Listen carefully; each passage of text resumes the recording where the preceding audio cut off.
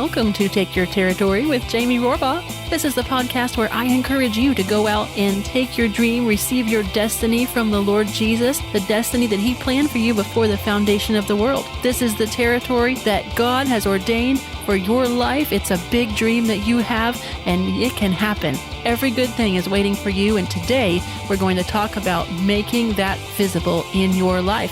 Stay tuned for today's episode. On today's episode of Take Your Territory, we are going to talk about how agents of restoration read the signs. Hey, I'll tell you right now, just a little hint. Sometimes you don't have to wait to hear God with your ears or even with your spirit. Sometimes you can smell God. Sometimes you can see what God is actually saying because He speaks, oddly enough, in pictures. Now, that's not all the time. Certainly, God does have an audible voice, and He can help us to hear His audible voice. He has a still small voice that speaks inside us in our spirit. We can hear Him that way. We can hear Him through dreams and visions, but God very often speaks in signs, which are pictures that you see, strange events that you see, weird happenings that you see, that you know God is in. And so then the question becomes, okay, God, what are you saying? I want to show you how Jesus did this right at the beginning of the book of Mark. So here we go.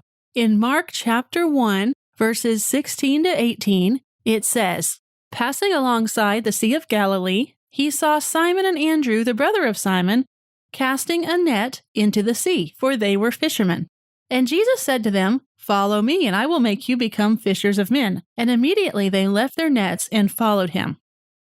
Okay, let's get this picture in our minds right at the very beginning. Here's Jesus walking along the ocean, and here are two brothers, adult men, and they are casting a net into the sea. They're fishing. Well, immediately, if you apply symbolism to that, and remember that Jesus understood from studying the scriptures, He understood how God speaks. He was always hearing God, so He was tuned in to the voice of the Father. So Jesus observes these two men, and they're casting their nets. Well, He was looking for disciples. He was looking for the people that later would be called apostles, men like Peter, James, and John, the ones who would later become the 12, even Judas, who would later betray Him. He was looking for those men, and He knew that He would walk with those men, talk with those men. He would keep those men close around Him, and He would teach them and disciple them. He would share secrets with them. He would basically do life with them. He was going to get life on life with these 12 men during the course of His earthly ministry. So He was going about gathering those to Himself that Father wanted Him to disciple. Well, here He is walking along the ocean, and He sees two people casting a net. Immediately, I believe Jesus saw the symbolism. After that, He said, "Follow me, and I will make you fishers of men." Do we know for sure that Father God said in an audible voice that Jesus should say, "Follow me, and I will make you fishers of men"? Well, maybe, because Jesus only said what Father said, but Father talks in lots of ways. In Habakkuk chapter 2, the Bible records the prophet Habakkuk saying, "I will watch and see what he will say," talking about God. Now, did you ever notice the weird use of verbs there? He's going to watch with his eyes, to see something with his eyes, what God will say. What does God say? Well, you would usually think that God saying something would come out of your mouth in words which are not visible. But Habakkuk knew that God sometimes speaks in signs, He speaks in wonders, He speaks in symbols and pictures, and so because of that, saying, "I will watch and see what God will say," is actually a very legitimate thing to say. Now, if you and I said that, we would say, "Oh, that's crazy." But when you're talking about God, He doesn't meet earthly expectations. His thoughts are so much higher than our thoughts, and His ways so much higher than our ways. But our goal must be to have our ways changed, to ask the Lord to change our ways, to come up to match His ways, to change our thoughts to come up to match His thoughts, because we have the mind of Christ. So we don't have to stay at a low level. We don't have to stay in the place where we can say, "Well, I'm nothing like God." No, we're supposed to be continually transformed from glory to glory, faith to faith, and strength to strength. So as you are taking your territory, part of your territory, and the most important part of your territory, I'll say actually, and what the Bible says, is to become like Christ, to take the territory of righteousness, godliness, purity, right standing with God in every way, hearing the voice of God, doing the deeds of God, being just like Jesus, and letting Holy Spirit conform you continually to the image of Christ. That is the most important territory that you'll ever take and that I will ever take. So let's go back and let's look at how I believe Jesus might have heard the Father telling him to call these two men, Simon Peter and Andrew, his brother. What is the symbolism of casting a net? What do you think? Well, fish talk in the Bible about evangelism, souls. Jesus said, I'll make you fishers of men. So the men that Jesus said, I'm going to make you fishers of, are the people who need him, the lost people who need to be saved. And casting your net means going out and getting those people, bringing them in. So I believe that Jesus was walking beside that sea and he saw these two men and that Father spoke to him through that symbolism. I don't believe Jesus had to have a trumpet blast, 3 angel appearances, and an audible voice from the Lord in order to understand what Father was saying. Have you been wounded or mistreated by your earthly father, your grandfather, stepfather, uncle, pastor, or any other male father-type figure? There are certain wounds that we incur in life that can be mother wounds from women or father wounds from men. And it doesn't even have to be an actual father relationship. It can simply be a male authority figure in your life if it's a father wound, or a female authority figure in your life if you have a mother wound. Lots of people have these wounds, and they are just so devastating. But you know what? You can be healed. You can be healed. God the Father has shown me how personally I was healed, and He has helped me to dissect the process of how He healed me from these types of wounds, so that I could show you exactly the same method in a logical step-by-step process. And I will tell you that as I walk you through this class, people have received instantaneous healings from these types of wounds. Let me tell you just a couple of things people said in our Healing from Father Wounds class. One person said, I know that the Lord has freed me from the prison of abandonment and being rejected. I feel whole, free, and like a much-loved child. Thank you, Papa God, for your unconditional love.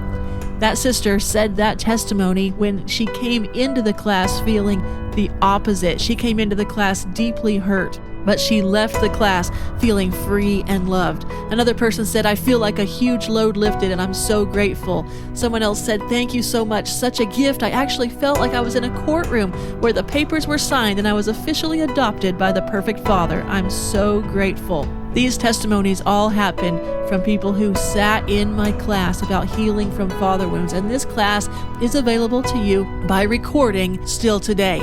This class is about a 2-hour video class that is instantly downloadable on my Gumroad store.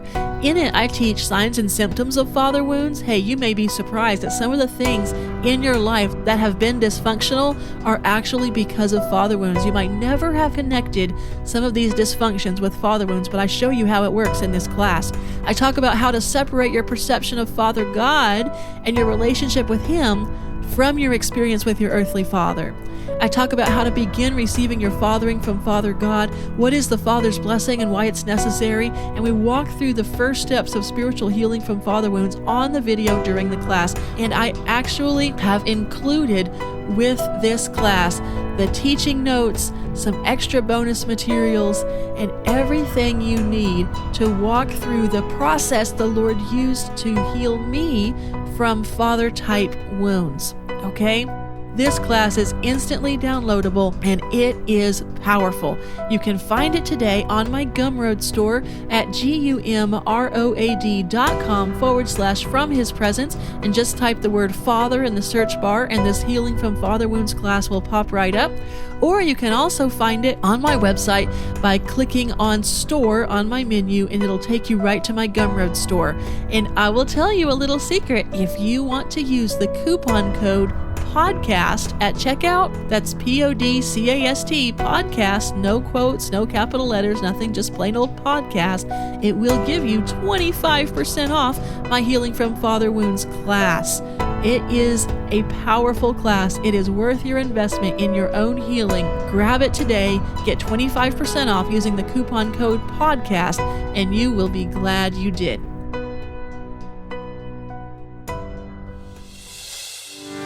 Hey friend, let's talk about spiritual warfare for a hot minute here. When God called the prophet Jeremiah into the prophetic ministry, He told Jeremiah that He had made 3 changes in Jeremiah that day. And those 3 changes were made to protect Jeremiah from the rigors and really from the brutality of the ministry that he was going to carry out. And my friend, those 3 changes that God made in Jeremiah are the same 3 changes that you and I need God to make in us too.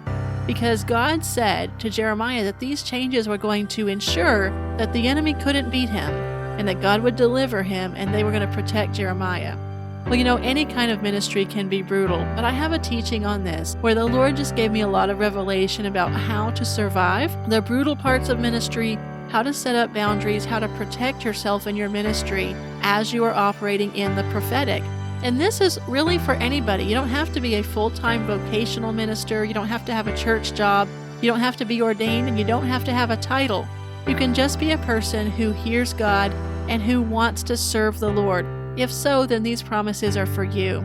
You can search it out yourself if you want to by studying out Jeremiah's life, or you can listen to my class about it. I have a class that is so powerful. I taught it on video via webinar. It's called Advanced Prophetic 301, and I have that on my Gumroad store. If you want to know how to thrive in the prophetic ministry and not just survive, how to be protected from all the wickedness of the enemy and all of the evil attacks the enemy sends, and how to guard your heart as you walk through the prophetic ministry and as you walk through the process of seeking God in the prophetic, you need this class. It's instantly downloadable on my Gumroad store. It's a video class.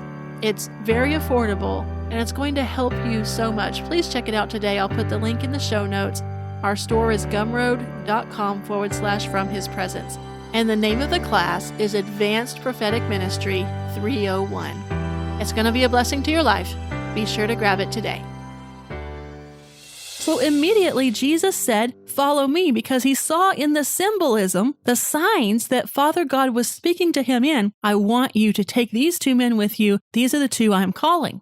Now, you and I have to become like that if we are going to be agents of restoration. If you're going to take the territory God has for you, we have to learn to read the signs because God tests us. He pushes us. He is too good of a father to let us rest on our laurels, to let us get to a certain place of maturity and say, that's good enough. I mean, hey, I'm sure in the Bible that all the people in the churches in the early church, they probably thought, I'm doing great. I'm doing awesome. We're so excited to be saved. Yay. And of course, we should have that joy. But you know what? The Bible says, let us go on. Let us leave these elementary teachings. And if you read the list of the elementary teachings, they're actually pretty deep teachings. So he said, let us go on and let us eat the real meat of the word and let's push on. And he was always talking about going forward. So Father God does that to you and I as we are going about taking the territory of the kingdom of God, living for God, knowing God, getting to love him more, to know him better, to hear his voice more, and to do big things for him. Hey, he's going to test you, my friend, and he's going to push you. And the way that he spoke to you yesterday may not be the way that he speaks to you tomorrow because he's trying to tune your ear. He is trying to teach you, make you stronger, make you sharper, make you more effective. So sometimes he'll put out a little challenge and he'll say, I'm speaking to you, but he won't actually tell you exactly what he's saying. He makes you study it out. He makes you figure it out. The Bible says it's the glory of God to conceal a matter and the honor of kings to search it out. God glories in concealing matters. And I believe that reading the signs is one way that he expects us to search those matters out.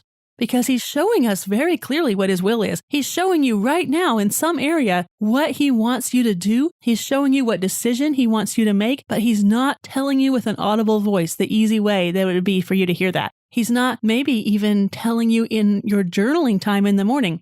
He's showing you signs. Now, I will caution you, it can be easy to get carried away with signs and say things that God never said.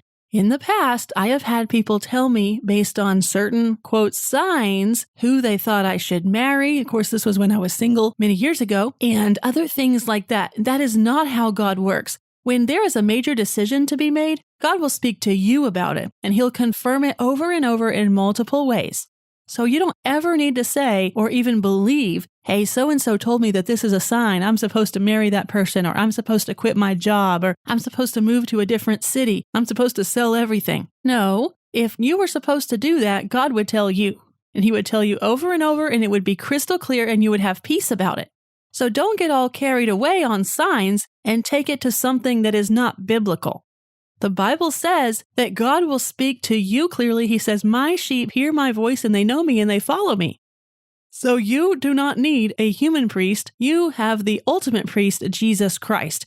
He is the one who is the mediator between you and the Father. He is the one who makes it possible for you to approach the Father, to come boldly before the throne of grace, where you may obtain mercy and find grace to help in time of need. So if you're considering taking some new territory, but someone else is the one that is prompting you to do it, and you don't get a witness yourself in your spirit, you don't get confirmation from the Lord yourself, you don't get word, scripture to back it up yourself, hey, that is a big red light. Stop, back up, backpedal, pull away from that cliff, my friend, because you may be about to jump off a cliff and you will not be happy with the results if that is not what God had for you. But when you are walking along and you see a sign and you have learned to read the signs and to hear the voice of the Lord as he speaks through pictures, then you can walk along and be a restoration agent on the earth everywhere you go, because no matter how God is speaking to you, you're tuned in.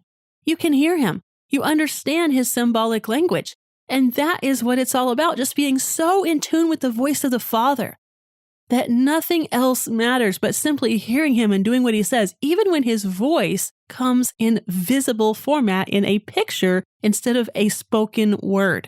Both forms of communication are just as legitimate, just as important, and to be perfectly honest, if you look at the percentage of communication in the Bible that God does audibly versus the percentage of communication that God does graphically through signs, wonders, dreams, visions, and other pictures that he communicates to his people, there is a huge percentage of that communication that is graphic. I mean, think about the entire book of Revelation. The whole thing is vision and symbol. It's just crazy in the Bible. I mean, look at the book of Daniel. How much of that is dreams and visions? The book of Ezekiel, Isaiah, Jeremiah, all these guys had amazing dreams and visions.